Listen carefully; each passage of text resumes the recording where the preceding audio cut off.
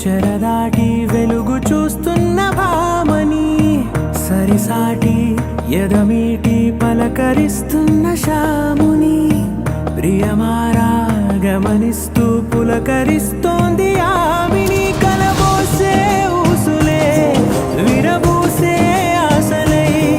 నవరాత్రి పూసిన వేకువరేఖలు రాసిన దీనవనా